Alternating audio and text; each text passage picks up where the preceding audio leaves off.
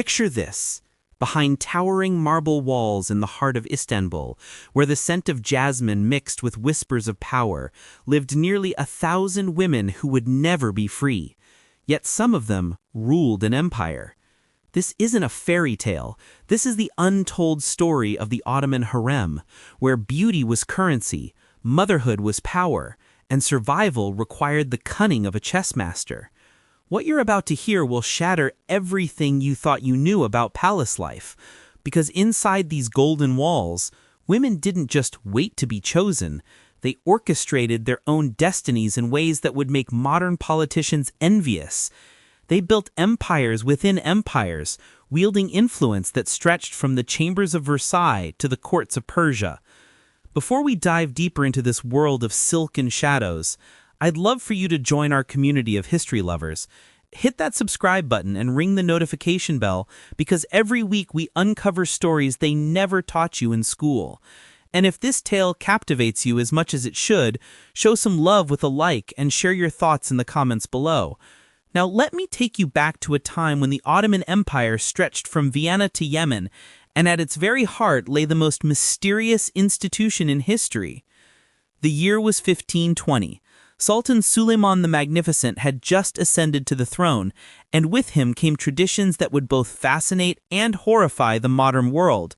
The Imperial Harem wasn't simply the Sultan's private quarters, it was a parallel universe where European princesses, Circassian beauties, and captured village girls lived side by side in a hierarchy more complex than any royal court. Imagine walking through those corridors for the first time. Your feet sink into carpets woven with threads of gold. Fountains whisper secrets in corners where sunlight filters through latticed windows carved with mathematical precision. The air carries hints of ambergris and rosewater, but beneath the luxury lurks something else. The electric tension of women who know that their very lives depend on catching the eye of one man. These weren't just beautiful women collected like precious jewels. They were strategists, survivors, and, in many cases, the true puppet masters of an empire that spanned 3 continents. The Ottoman sultans might have worn the crown, but it was often their mothers, wives, and favorite concubines who whispered the decisions that shaped history. The selection process alone was a masterpiece of political calculation. Slave traders knew exactly what the palace sought: young women between 14 and 20, preferably from conquered Christian territories. But beauty wasn't enough. Intelligence was paramount. A girl who could recite poetry in 3 languages was worth more than one who merely possessed a perfect face. The palace valued minds that could be molded, spirits that could be trained, and hearts that could learn to love their captivity. Let me tell you about Gulbahar, a concubine who never became the Sultan's favorite, but whose son would one day rule the empire. While other women competed for the Sultan's attention with poetry and dance, Gulbahar focused on something far more valuable: education. She learned to read and write in 5 languages, studied statecraft, and most importantly, she taught her young son Selim everything she knew about survival in the palace. When Sultan Bayezid II died and the succession wars began, it wasn't just the princes fighting for the throne. It was their mothers, wielding networks of allies, bribes, and political marriages like weapons. Gulbahar's careful cultivation of palace relationships meant that when her son emerged victorious as Selim I, she didn't just become queen mother, she became the silent architect of Ottoman expansion into Syria and Egypt. But survival in the harem required more than political acumen. It demanded an understanding of unspoken rules that could mean the difference between elevation and elimination. New arrivals, often teenage girls torn from their families, had to navigate a world where a misplaced glance could be interpreted as ambition, and ambition could be fatal. The training began immediately upon arrival. Young women spent years learning not just music and languages, but the subtle art of court intrigue. They studied the personalities of senior wives, memorized the genealogies of past sultans, and learned to read the moods of eunuchs who controlled access to power. Every gesture was calculated, every conversation a potential stepping stone or trap. The hierarchy within the harem was as rigid as any military organization. At the bottom were the newest arrivals, called asemi, or novices. They performed menial tasks while learning palace protocol. Above them were the shakird, students who had shown promise and were receiving advanced training. The gozda were women who had caught the sultan's attention but hadn't yet shared his bed. The iqbal were those who had been intimate with the sultan at least once, and at the pinnacle were the qadin, the official wives who had borne the sultan's children. Consider the morning routine of these women. Dawn prayers were followed by communal breakfasts, where seating arrangements reflected the previous night's victories and defeats. A woman who had been summoned to the sultan's chambers might find herself seated closer to the head table, while another who had fallen from favor discovered her cushion moved progressively toward the door, a silent message that her time was running out. The most fascinating aspect of harem life wasn't the competition for the sultan's bed, but the alliances formed between women who should have been natural enemies. Experienced concubines often mentored newcomers, not out of kindness, but because today's frightened girl might become tomorrow's queen mother, with a long memory for those who showed her kindness. These mentorship relationships were intricate webs of mutual obligation. An older woman might teach a younger one how to apply kohl to make her eyes more alluring, or which perfumes the sultan preferred on different days of the week. In return, the younger woman would become a loyal ally, sharing information she gathered and supporting her mentor's political machinations. I want to share with you the story of Kosem Sultan, whose rise to power reads like a masterclass in long-term strategic thinking. Arriving as a teenage Greek girl named Anastasia, she quickly realized that beauty alone wouldn't secure her position. Instead, she began cultivating relationships with the palace's black eunuchs, the castrated men who served as intermediaries between the women's quarters and the outside world. These eunuchs wielded enormous influence. As the only males allowed in the harem besides the sultan, they controlled everything from meal schedules to message delivery. Kosem understood that their favor was more valuable than any sultan's fleeting attention. She learned their names, their ambitions, their fears. She remembered their birthdays and mourned their losses. When she finally did catch Sultan Ahmed I's eye, she already had an intelligence network that rivaled the empire's official spies. The eunuch system itself was a marvel of bureaucratic complexity. These men, castrated in childhood and sold to the palace, developed their own parallel power structure. The Kislar Asi, or chief black eunuch, often became one of the most powerful men in the empire. He controlled access to the sultan, managed the harem's vast budget, and supervised the education of princes until they reached adolescence. But the real test of a harem woman's mettle came during succession crises. Ottoman law dictated that when a sultan died, his sons would fight to the death for the throne, with the winner executing all his brothers to prevent future rebellions. This meant that a concubine's survival depended not just on giving birth to a prince, but on ensuring that prince was strong enough, smart enough, and ruthless enough to kill his own siblings. Mothers in the harem became generals without armies, plotting campaigns that would unfold over decades. They forged alliances with military commanders, bribed palace officials, and sometimes even arranged for the strategic elimination of rival princes before the succession war began. The phrase, "all's fair in love and war," takes on new meaning when you realize these women were fighting both battles simultaneously. The physical realities of harem life were equally complex. Contrary to popular imagination, the harem wasn't a paradise of endless luxury. Privacy was non-existent. Women slept in dormitories under the watchful eyes of senior wives and eunuch guards. Personal possessions were limited, and even correspondence with family members was censored and controlled. Yet within these constraints, remarkable communities flourished. Women formed surrogate families, with senior wives adopting younger concubines as daughters or sisters. They created their own economy, trading in favors and information rather than coins. A woman who could predict which eunuch would be promoted might find herself suddenly wealthy in palace currency, access, influence, and protection. The architecture of the harem itself told the story of female power hidden behind beautiful facades. The rooms were arranged in concentric circles of privilege, with the sultan's favorites occupying apartments closest to his private chambers. Windows were strategically placed to allow women to observe courtyard activities without being seen. Secret passages connected different sections, enabling discreet movement and clandestine meetings. The medical aspects of harem life revealed another layer of complexity.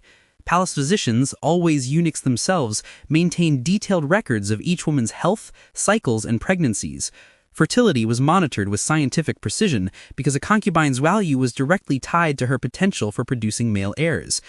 But here's where the story becomes truly remarkable. Some women found ways to turn even these degrading systems to their advantage. They studied the physicians' methods and learned to manipulate their own documented fertility. They formed secret networks to share knowledge about preventing or encouraging pregnancy.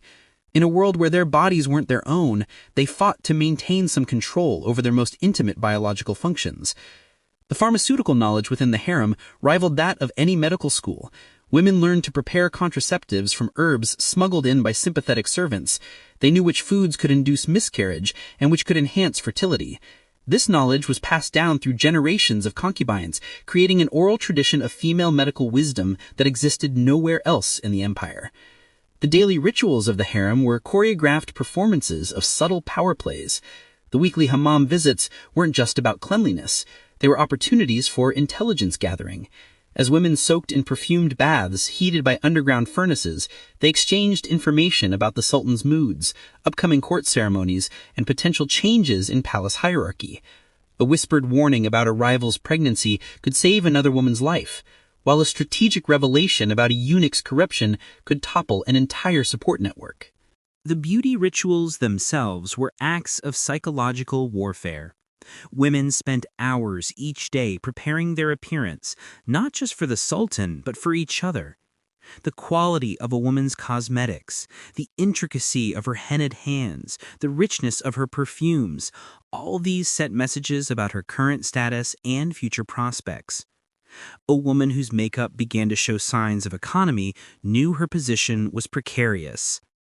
The harem's influence extended far beyond the palace walls. When European ambassadors visited the Ottoman court, they often found themselves negotiating not just with the sultan, but with the women who controlled his ear. Letters from harem women to foreign queens created unofficial diplomatic channels that sometimes proved more effective than formal treaties. Roxolana, known in Turkish as Hurrem Sultan, revolutionized this shadow diplomacy. As the wife of Suleiman the Magnificent, she corresponded directly with European royalty, offering insights into Ottoman policy and sometimes brokering deals that her husband never knew existed. Her letters to Sigismund II of Poland helped negotiate truces that saved thousands of lives, while her communications with French royalty laid groundwork for Ottoman-French alliances that would reshape Mediterranean politics.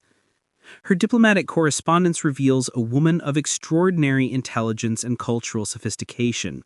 She wrote fluently in Turkish, Persian, and Italian, adapting her tone and style to each recipient. Her letters to European queens were masterpieces of diplomatic subtlety, offering just enough information to be valuable while never compromising Ottoman state secrets. The economic impact of the harem was equally profound. These women controlled vast personal fortunes through gifts, inheritance, and business ventures conducted through trusted eunuchs. They funded mosques, schools, and public works projects that bore their names long after the empire fell. Safiye Sultan's architectural patronage in Istanbul rivals that of any male ruler, yet her contributions are largely forgotten by mainstream history. The business networks operated by harem women were sophisticated international enterprises. They invested in trade routes, funded merchant expeditions, and even engaged in currency speculation. Some women became silent partners in ventures that stretched from Venice to Samarkand, accumulating wealth that gave them independence even within the constraints of palace life. The education system within the harem walls was more sophisticated than most European universities of the time. Young women learned not just Turkish and Arabic, but Persian, French, and Italian. They studied astronomy, mathematics, and medicine alongside poetry and music. The library contained thousands of manuscripts, and reading circles discussed everything from classical philosophy to contemporary political theory. The harem scholars produced works that influenced intellectual development throughout the Islamic world. Their treatises on jurisprudence, theology, and natural philosophy were copied and distributed to madrasas across the empire. Many of these works were attributed to male scholars to ensure their acceptance, but careful historical research has revealed the true authorship of dozens of influential texts. Some women became accomplished scholars in their own right. Mehrama Sultan, daughter of Sulayman the Magnificent, was known throughout the empire for her theological debates with leading Islamic scholars. Her treatises on Quranic interpretation were studied in madrasas from Cairo to Baghdad, though her gender meant her contributions were often attributed to male scholars. The artistic output of the harem was equally impressive. Women developed new forms of poetry that blended Ottoman, Persian, and Arabic traditions. They created musical compositions that influenced court entertainment throughout the empire. Their needlework and textile designs set fashion trends that spread from Istanbul to Damascus. The technological innovations that emerged from harem workshops were equally impressive. Women developed new perfume distillation techniques, textile dyeing methods, and even architectural innovations that appeared in later Ottoman buildings. The famous Turkish baths found throughout the empire incorporated heating and ventilation systems first perfected in harem workshops by women seeking greater comfort in their daily lives. As the Ottoman Empire began its long decline in the 18th and 19th centuries, the harem system adapted and evolved. Women who might once have competed solely for the sultan's attention began focusing on broader influence. They became patrons of arts and sciences, funding scholars and artists who couldn't find support elsewhere. The harem gradually transformed from a breeding ground for future sultans into a finishing school for Ottoman high society. The modernization efforts of the 19th century brought new opportunities and challenges to harem women. Some embraced European fashions and ideas, learning French and piano alongside traditional accomplishments. Others resisted change, viewing Western influence as a threat to Islamic values.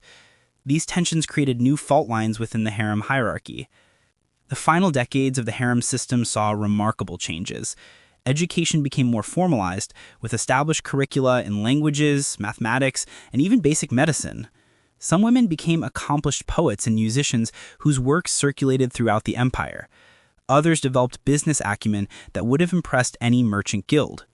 The photography revolution of the late 19th century provides us with our only visual documentation of harem life. These rare images, taken secretly and at great risk, show women who appear neither oppressed nor entirely content. Their faces reveal the complexity of lives lived within golden cages.